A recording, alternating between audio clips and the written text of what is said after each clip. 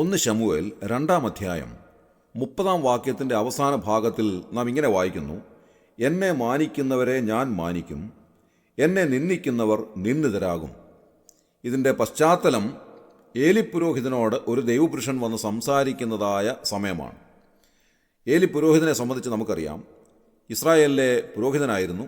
എന്നാൽ അദ്ദേഹം തൻ്റെ മക്കളെ യഥോചിതം ഉപദേശിക്കുകയോ അവരെ ദൈവഭക്തിയിൽ ദൈവഭയത്തിൽ വളർത്തുകയോ ചെയ്യാതെ അവരുടെ സ്വന്തം ഇഷ്ടങ്ങൾക്കനുസരണമായി ജീവിക്കുവാൻ അവരെ അനുവദിച്ചു കൊടുത്തപ്പോൾ അവർ ദൈവവഴികളെ വിട്ടുമാറിയിട്ട് വളരെ മ്ലേച്ഛമായ മോശമായ നിലയിലേക്ക് അധപ്പതിച്ചു പോയ സമയത്ത് ദൈവപുരുഷനിലൂടെ ദൈവം ഏലിപുരോഹിതനോട് സംസാരിക്കുന്ന വാക്കുകളാണ് നാം ഇവിടെ വായിച്ചത്.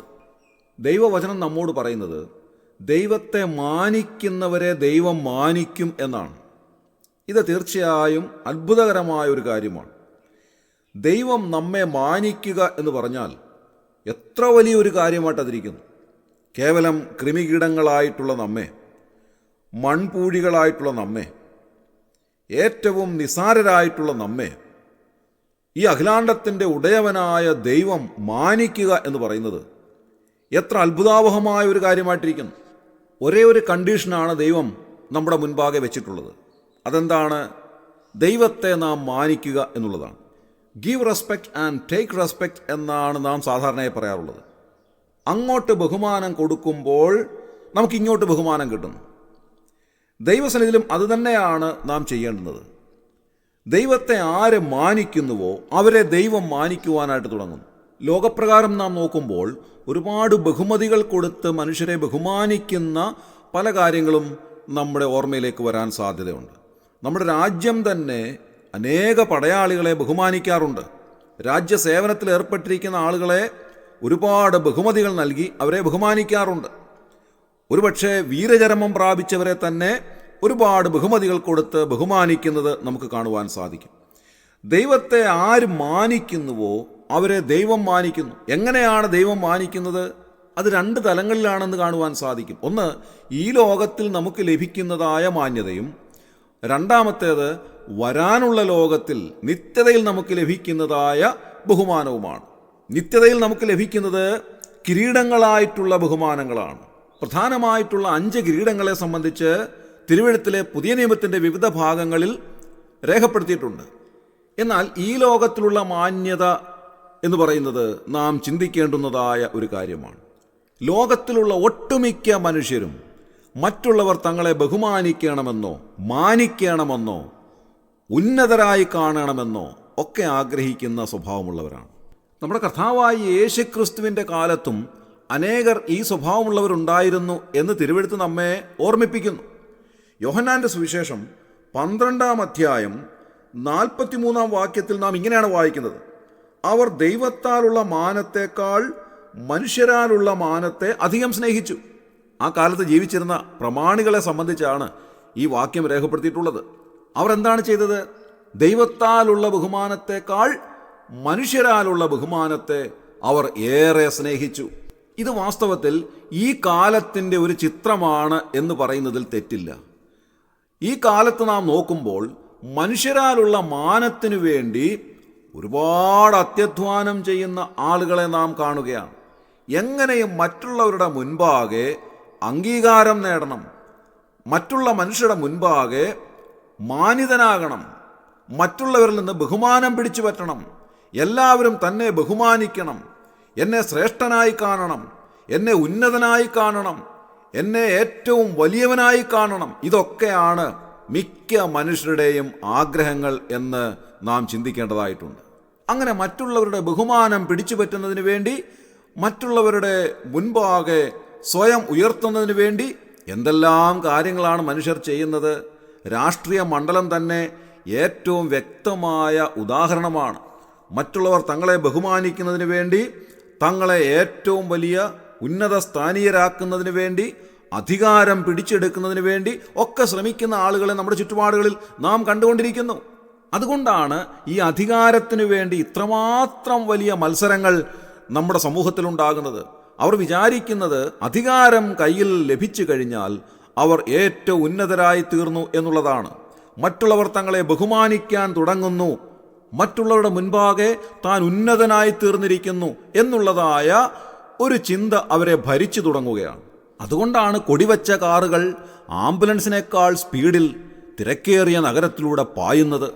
കാരണം അതിലിരിക്കുന്ന വ്യക്തി വിചാരിക്കുന്നത് ഈ കാണുന്ന മനുഷ്യരൊക്കെയും എൻ്റെ മുൻപാകെ നിസാരരാണ്, ഞാൻ ഇവരെക്കാളെല്ലാം ഉന്നതനായിട്ടുള്ള വ്യക്തിയാണ്, അതുകൊണ്ട് എന്നെ മറ്റുള്ളവർ ബഹുമാനിക്കുന്ന വ്യക്തിയാകയാൽ എനിക്ക് ഇങ്ങനെ പോകേണ്ടത് ആവശ്യമാണ് എന്ന് അദ്ദേഹം വിചാരിക്കുന്നു. ദൈവവചനം ഇങ്ങനെ പറയുന്നു, അവർ ദൈവത്താലുള്ള മാനത്തേക്കാൾ മനുഷ്യരാലുള്ള മാനത്തെ അധികം സ്നേഹിച്ചു. ഞാനൊരു ക്ലാസ്സിലേക്ക് കയറി ചെല്ലുമ്പോൾ എൻ്റെ കുട്ടികൾ എൻ്റെ മുൻപാകെ എഴുന്നേറ്റ് നിന്ന് ഗുഡ് മോർണിംഗ് സാർ എന്ന് പറയും, അല്ലെങ്കിൽ ഗുഡ് ആഫ്റ്റർനൂൺ സാർ എന്ന് പറയും. അങ്ങനെ എല്ലാ കുട്ടികളും എഴുന്നേറ്റ് നിന്ന് എന്നെ മാനിക്കുമ്പോൾ എൻ്റെ ഉള്ളിൽ ഞാനൊരു അധ്യാപകനാണ് എന്നുള്ളതായ ചിന്തയുണ്ടാകും. ഞാൻ മാനിക്കപ്പെടേണ്ടുന്ന ഒരു വ്യക്തിയാണ് എന്നുള്ള തോന്നൽ എൻ്റെ മനസ്സിലുണ്ടാകുന്നു. ഇതേപോലെ തന്നെയാണ് ഓഫീസുകളിലേക്ക് നാം കയറി ചെല്ലുമ്പോൾ നമ്മുടെ ഏതൊരു ആവശ്യത്തിനും നാം സമീപിക്കുന്നതായ ഒരു ഓഫീസർ നാം പല പ്രാവശ്യം അവരുടെ മുൻപാകെ ചെന്ന് സർ എന്ന് വിളിക്കുമ്പോൾ അദ്ദേഹം തനിയെ അങ്ങ് ഉയരുകയാണ്. മറ്റുള്ളവർ തങ്ങളെ ബഹുമാനിക്കട്ടെ എന്നുള്ള തോന്നൽ അവരുടെ മനസ്സിലുണ്ടാവുകയാണ്. അതുകൊണ്ടായിരിക്കാം നിസ്സാരമായ കാര്യങ്ങൾക്ക് വേണ്ടി നമ്മെ പല പ്രാവശ്യം ഓഫീസിൽ കയറ്റി ഇറക്കുന്ന ഒരുപാട് ഉദ്യോഗസ്ഥരെ നാം കണ്ടുകൊണ്ടിരിക്കുന്നു. ഒരു കാര്യം ഇവിടെ എടുത്തു പറയേണ്ടതായിട്ടുണ്ട്. നമ്മുടെ കേരളത്തിൽ മാത്രം കാണുന്ന, അല്ലെങ്കിൽ ഇന്ത്യയിൽ മാത്രം കാണാൻ സാധിക്കുന്ന ഒരു സ്വഭാവമാണിത്. മറ്റ് വിദേശ രാജ്യങ്ങളിലൊന്നും നമുക്ക് ഇങ്ങനെ കാണുവാൻ സാധ്യമല്ല. വിദേശ രാജ്യങ്ങളിൽ നാം കാണുന്നത് give respect and take respect എന്നാണ്. നാം ഒരു ഓഫീസിലേക്ക് കയറി ചെന്നാൽ നമ്മെ ഏറ്റവും മാനിക്കുന്നവരായിട്ടുള്ള ആളുകളാണ് അവിടെ ഇരിക്കുന്നത്. നമ്മുടെ ഒരു ആവശ്യം അവരുടെ ആവശ്യം പോലെ അറിഞ്ഞ് എത്രയും വേഗം അത് സാധിച്ചു തരുന്ന ഒരു സ്വഭാവമാണ് അവിടെയുള്ള ആളുകൾക്കുള്ളത്. എന്നാൽ എന്തുകൊണ്ടോ നമ്മുടെ ദേശത്ത് നമ്മെ പല പ്രാവശ്യം സർ എന്ന് വിളിപ്പിക്കുവാൻ, നമ്മുടെ മാന്യത പിടിച്ചു പറ്റുവാൻ, നമ്മൾ വണങ്ങുന്നത് കണ്ട് സന്തോഷിക്കുവാൻ ആഗ്രഹിക്കുന്ന ഒരുപാട് ഉദ്യോഗസ്ഥ വൃന്ദം നമ്മുടെ ചുറ്റുപാടുകളിലുണ്ട് എന്നുള്ളത് സങ്കടകരമായ ഒരു വസ്തുതയാണ്. കാരണം എന്താണ്? ദൈവത്താലുള്ള മാനത്തേക്കാൾ മനുഷ്യരാലുള്ള മാനത്തെ അധികം സ്നേഹിക്കുന്ന ആളുകളുടെ എണ്ണം നമ്മുടെ ദേശത്ത് ഏറ്റവും വലുതാണ് എന്നുള്ളത് കൊണ്ട് തന്നെയാണ്. ലോകത്തിൻ്റെ ഗതി ഇങ്ങനെയാണെങ്കിൽ വിശ്വാസഗോളത്തിലും ഇത് തന്നെ നാം കാണുകയാണ്. ചെറിയ ചെറിയ അധികാരങ്ങളോ ചുമതലകളോ കയ്യിൽ കിട്ടുമ്പോൾ വിശ്വാസി എന്നുള്ളത് മറന്നിട്ട് ഏറ്റവും വലിയ അധികാരിയാണെന്നും തങ്ങളെ മറ്റുള്ളവർ ബഹുമാനിക്കേണ്ട വ്യക്തിയാണെന്നും ഒക്കെ മൗഢ്യമായി മനസ്സിൽ ചിന്തിച്ചുകൊണ്ട് കാര്യങ്ങൾ ചെയ്യുന്ന ഒത്തിരി ആളുകളെ ഞാൻ കണ്ടിട്ടുണ്ട്. പ്രത്യേകിച്ച് എടുത്തു പറയേണ്ടുന്നത് ക്രിസ്തീയ സ്ഥാപനങ്ങളുടെ വിവിധ ചുമതലകളിലേക്ക് വരുന്ന പലരും നിവൃത്തിയുണ്ടെങ്കിൽ മുൻപേ ഞാൻ ഓർപ്പിച്ചതുപോലെ കൊടിവെച്ച കാറിൽ ആംബുലൻസിനേക്കാൾ സ്പീഡിൽ ഈ റോഡുകളിലൂടെ പായുവാൻ ഉള്ള ആഗ്രഹമുള്ളവരും നിവൃത്തിയില്ലാത്തതുകൊണ്ട് അത് ചെയ്യാത്തവരുമാണ് എന്നുള്ളത് ഒരു സത്യമായിട്ട് അവശേഷിക്കുകയല്ലേ പ്രിയമുള്ളവരെ? ദൈവവചനം പറയുന്നത് അവർ ദൈവത്താലുള്ള മാനത്തേക്കാൾ മനുഷ്യരാലുള്ള മാനത്തെ അധികം സ്നേഹിച്ചു എന്നുള്ളതത്രേ. അപ്പോസ്തല പ്രവൃത്തികളിൽ 5-ാം അധ്യായം 29-ാം വാക്യത്തിൽ നാം വായിക്കുന്നത് ഇങ്ങനെയാണ്: മനുഷ്യരെക്കാൾ ദൈവത്തെ അനുസരിക്കേണ്ടതാകുന്നു. നാം ദൈവത്തെയാണോ മനുഷ്യരെയാണോ അധികം അനുസരിക്കേണ്ടുന്നത്? ദൈവത്തെയാണോ മനുഷ്യരെയാണോ നാം പ്രസാദിപ്പിക്കേണ്ടുന്നത്?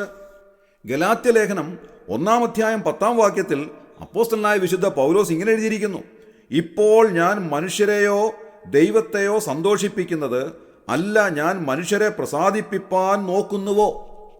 ആരെയാണ് വാസ്തവത്തിൽ പ്രസാദിപ്പിക്കേണ്ടുന്നത്? മനുഷ്യരെ അല്ല, ദൈവത്തെയാണ് നാം പ്രസാദിപ്പിക്കേണ്ടുന്നത്. ദൈവത്തെയാണ് നാം മാനിക്കേണ്ടുന്നത്. എന്നെ മാനിക്കുന്നവനെ ഞാൻ മാനിക്കും എന്ന് ദൈവവചനം പറയുകയാണ്. അതുകൊണ്ട് നാം ദൈവത്തെ മാനിക്കുക, അങ്ങനെ ദൈവം നമ്മെ മാനിക്കുവാൻ ഇടയായിത്തീരുക, ദൈവത്താലുള്ള മാനം ലഭിക്കുവാൻ ഇടയായിത്തീരുന്നത് ജീവിതത്തിലെ ഏറ്റവും വലിയ ഭാഗ്യമാണ് എന്ന് ദൈവവചനം നമ്മെ അറിയിക്കുകയാണ്. അതുകൊണ്ട് മനുഷ്യരെ അല്ല, ദൈവത്തെ പ്രസാദിപ്പിക്കുവാൻ കർത്താവ് നമ്മെ സഹായിക്കട്ടെ.